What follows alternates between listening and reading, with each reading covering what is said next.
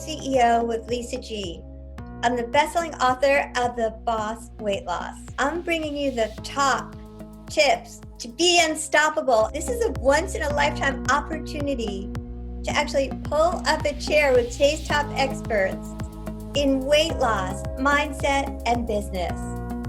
Learn our top tips to set you up for success so that you can have more energy, be fit and resilient, and feel unstoppable.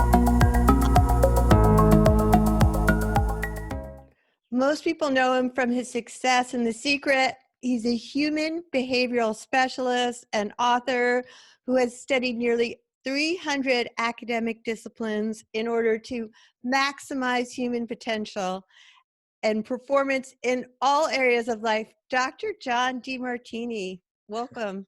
Hi, thank you for having me. Oh my gosh, I'm a huge fan of The Secret. That book was very impactful in the movie. And I want to hear about your story first and then your next project that you're working on too. My story? I know that you haven't always been living on a luxury yacht, traveling with all of the who's who of the world. So just take us back to what inspired you in the beginning from where you started to where you are now. Okay, well, let's see. I started out with, I was born with my arm and leg turned in. Wow. So I had a deformity and I had to wear from age 1.5 to 4, I had to wear braces on my arm and leg, left side. And I also, at about 1.5, had to go to a speech pathologist because I wasn't making sounds properly and had to use strings and buttons in my mouth when I was a kid. And so I remember going to the speech pathologist all the time to try to use my mouth properly. When I got to first grade, the teacher, Mrs. McLaughlin, said that my parents said, afraid that your son will never be able to read, he'll never be able to write, he'll never be able to communicate. Effectively, I don't think he's going to go very far in life or do much in life. But once I got out of the braces at 4, I wanted to run everywhere because I'd like Forrest Gump. I wanted to get out and run. I wanted to be free because it was constraining. So I ran, and the teacher said, look, put him in some sort of sport because he likes to run. And baseball was the sport at the time. But my parents moved from Houston, Texas to Richmond, Texas, from a moderate social economics to a very low socioeconomics. And I made it through elementary school with the smartest kids asking questions, which I'm known for today, questions. When we moved there was no smart kids. And I failed and I dropped out. At 13, I became a street kid. Oh my gosh. And so I lived in a park, in a car, bowling alley, kids' houses, wherever, restaurants. And 14, I ended up hitchhiking out to California. And I lived at Huntington Beach, California, the surf capital. Awesome. I also knew how to surf. Texas wasn't a surf capital, but I knew how to surf there. That's crazy. I was 9. And so I went out there to surf and to go out where I wanted to be, because that was the 60s. And I did the 60s scene, lived behind the Golden Door club there, met all these cool musicians and things. Panhandled enough money to fly to Hawaii. Went out to the North Shore, which is where my goal was to ride big waves. So I went out to the North Shore and I slept under the Kamehameha Highway Bridge on Kamehameha Highway, Sunset.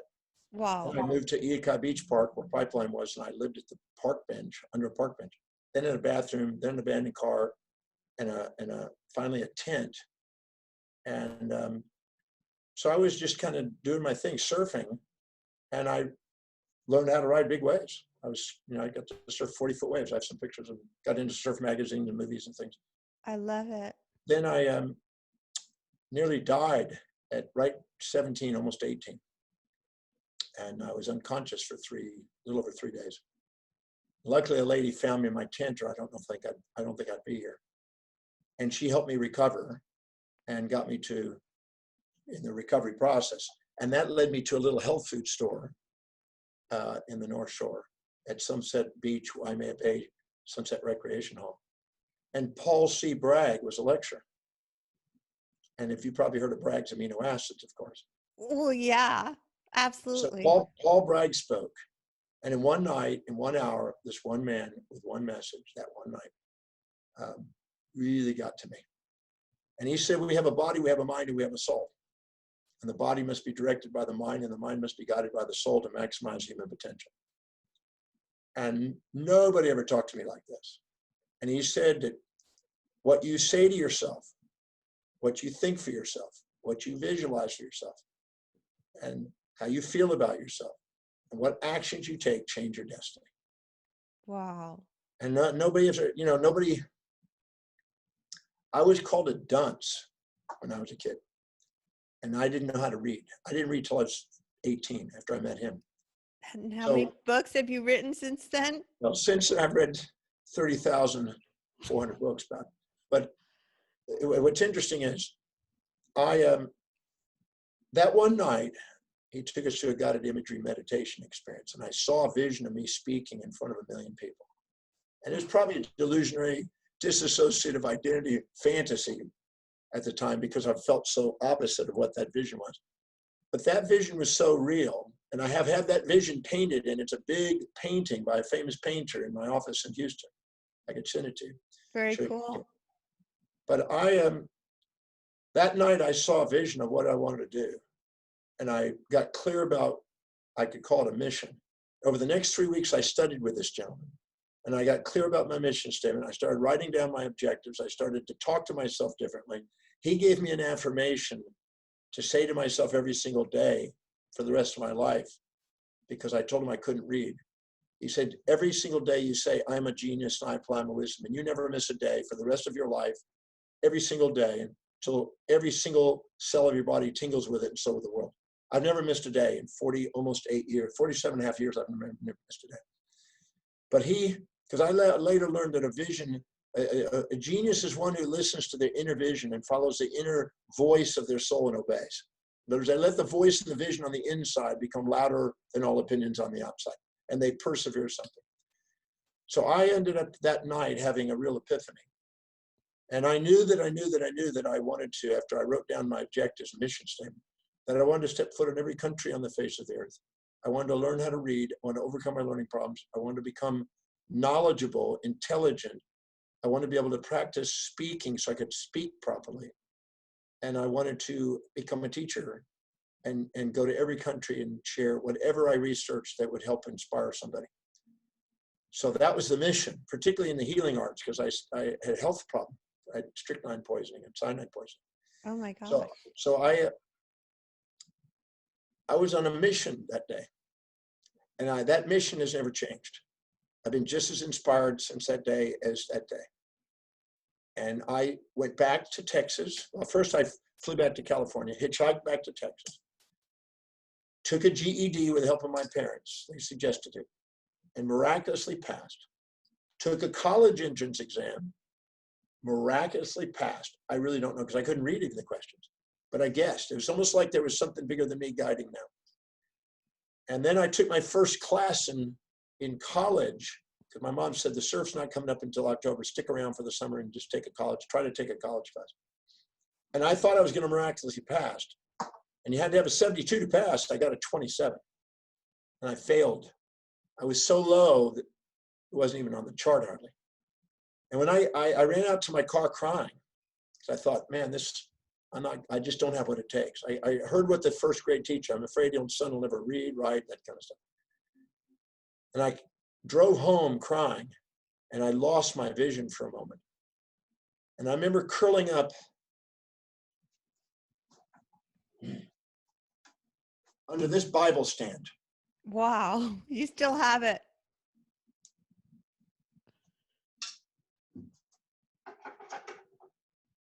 I curled up in that little Bible stand at my mom's house, parents' house. And I was having a real low moment. My mom came home from shopping. She saw me, in a low moment. She said, son, what happened? What happened? What's wrong? She hadn't seen me cry since I was young. I said, Mom, I blew it. I guess I don't have what it takes. I guess I'll never be able to read or write or communicate, or amount of things never go very far. She didn't know what to say. She just stood there. Finally, she reached over and put her hand on my shoulder, and she looked at me and said something that a mom could only say.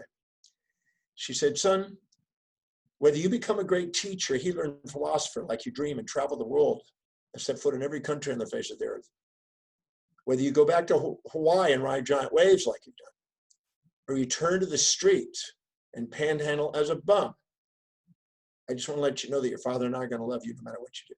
Oh my God, that is so unbelievable. I Yeah, love that. she was amazing at that moment. And when she said that, my hand went into a fist, and I looked up and I saw that vision of speaking in front of 1 million people. I don't know if I can find that picture, but all I know is that I saw that picture again. I remember Kobe's dad said something like that to him. It inspired him to keep going. Oh my God, you still have it. There you are. So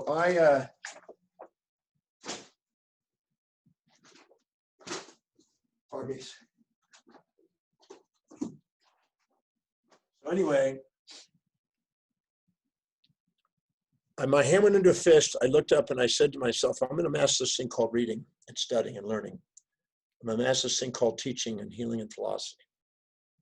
And I'm going to do whatever it takes. I'm going to travel whatever distance. I'm going to pay whatever price to give my service of love across this planet. I'm not going to let any human being on the face of the earth stop me, not even myself. And I was so determined at that moment that I got up and I hugged my mom. I was inspired. I went into my room. I got a dictionary out. And with the help of my mom, I read 30 words a day. I spelled them properly. I pronounced them properly. I would use them in a sentence with the proper meaning. And she and I worked on 30 words a day until my vocabulary was strong enough to pass school. Oh my God.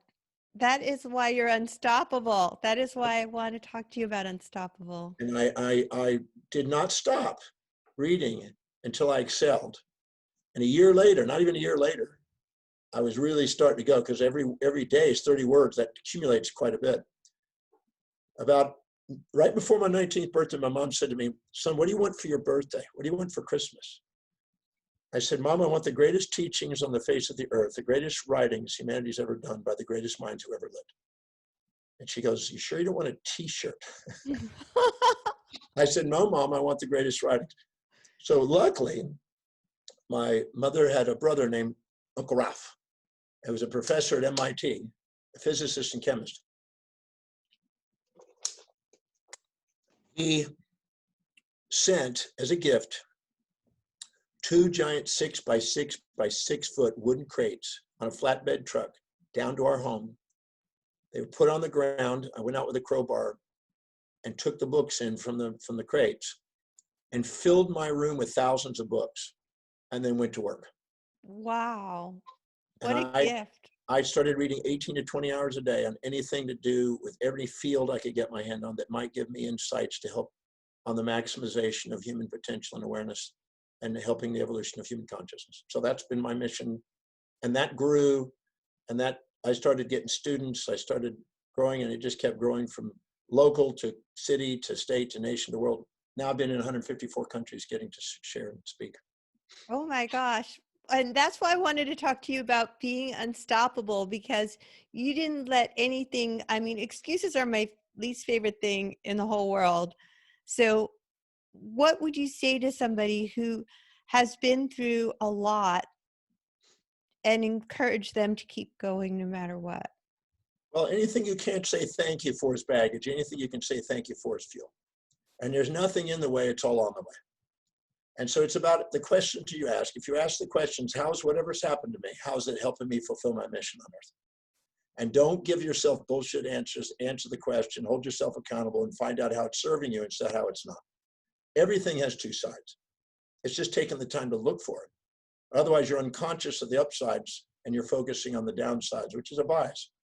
So you got to ask, how's it on the way? Then it's wise to sit down and actually look at what you do spontaneously that nobody has to remind you to do, that you never have to be reminded to do. And start prioritizing your life and filling your day with highest priority actions. If you fill your day with high priority actions that inspire, your day doesn't fill up with low priority distractions that don't. And you build momentum. And when you do, because you're doing something that's congruent and aligned with who you really are, you'll build momentum. You'll expand your space and time horizons. You'll wake up your certainty. You'll end up tackling challenges that inspire you, which wake up genius. And you'll end up going and contributing in ways that you didn't even know you were capable of doing. And if you go and dedicate your life to some specific cause or service that you want to give to the world, then making a difference in their lives and getting handsomely, sustainably, fairly compensated for it allows you to delegate everything else off your plate so you can go live an inspired life. I love that. So you have to look for the inspiration in whatever is the problem. Well, no matter what happens, I mean, haven't we had things we thought were a challenge or a terrible event, and then a day, a week, a month, a year, 5 years later, you turned out to go, oh, thank you. I'm so grateful that occurred now. But why have the wisdom of the ages with the aging process when you can have the wisdom of the ages without it? Why not just look now and extract out space and time from your mind and get present in the moment and look how in that moment is it serving me? I assure you, I do it every day with people. And I assure you, there's nothing that can happen in your life that can't be turned into thank you.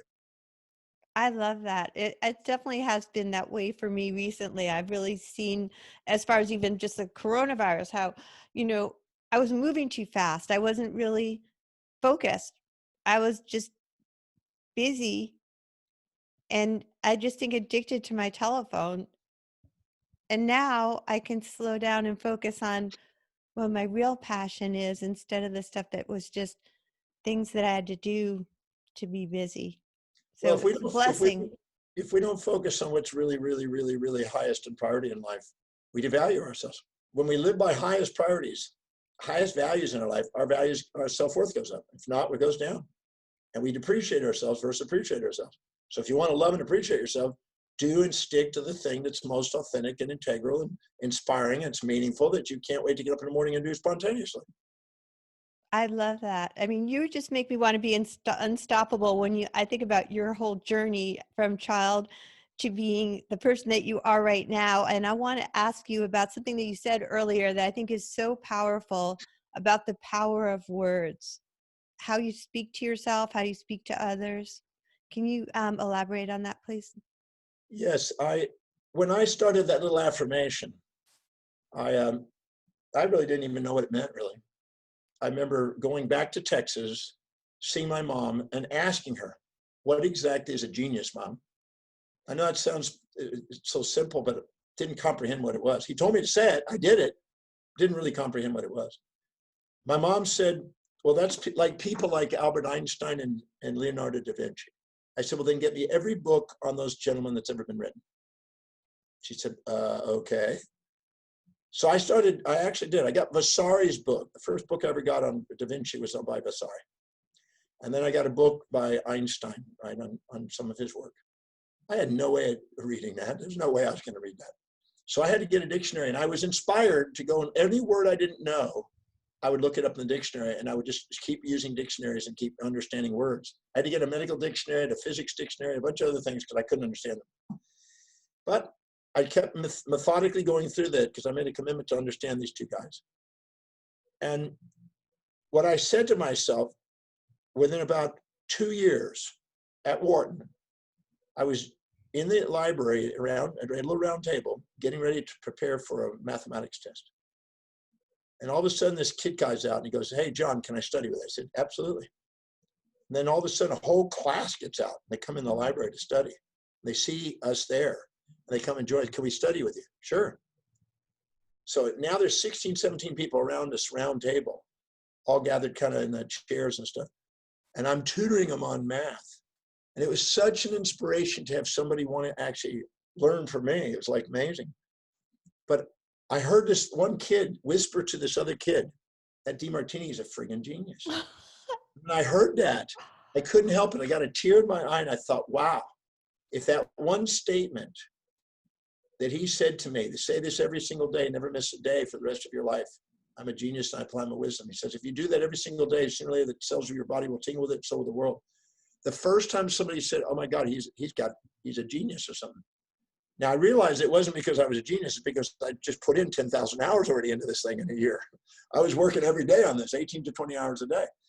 But when the process of doing it, I went home that night and I said, if one statement can start to have an impact on my life, I wonder what would happen if I was to fill up a full full day of statements. Now I'm going to pull something out that's going to be kind of interesting. Let's see if I can do this carefully. I don't know if it's going to do it easily here. I'll play it there. In this book, if I can find it, is a statement that night when I went home after that one statement, because I thought if one affirmation can make a difference like that, I wonder what would happen if I was to fill up a full day. So I decided to write a full day's worth of affirmation. It's still sitting in this book, the thing I wrote when I was 18. I don't know if I can. I can't see it unless you change the camera, but you wrote those when you were 18? I have 25 volumes of 1,200 page volumes on my goals, objectives, and gratitudes that I keep. But it started here and it went there. And it went to the next page. Let me for taking a second here. This is one statement, because I thought if one statement can make a difference in like that in such a time, I want to fill my whole day with exactly how I want my life to be. So I just kept doing that and put this massive affirmation together. Oh my gosh. That went 23 pages almost. And I ended up rehearsing that, memorizing that, and going through that. And I can tell you right now that had an impact on my life, because my life has manifested what that statement has started out with. Now, I believe that. I don't think it's just because of the magic of saying the words.